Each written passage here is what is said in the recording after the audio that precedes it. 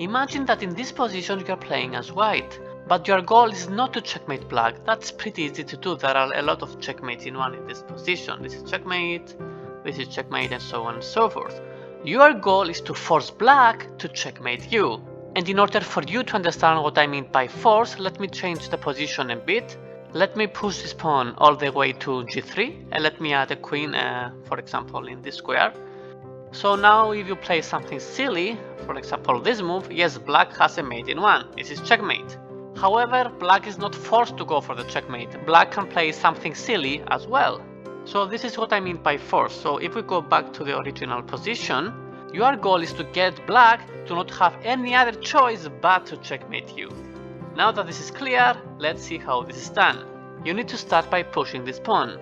However, you don't get a queen, but you get a bishop. Why a bishop? Well, you will see later on. Now it's black's move. However, the black king doesn't have any squares, so you have to push the pawn. That's the only move. Now you move the bishop to a7, and again, the black king doesn't have any squares. Now this square is covered by the queen here. So again, you have to push the pawn all the way to g3, and now you start giving checks to the black king. You start with this check. Only move h5. And this is the plan. You don't want to give black any options. You want black to only have one legal move every single time. You continue with e5. Now g4 is the only move.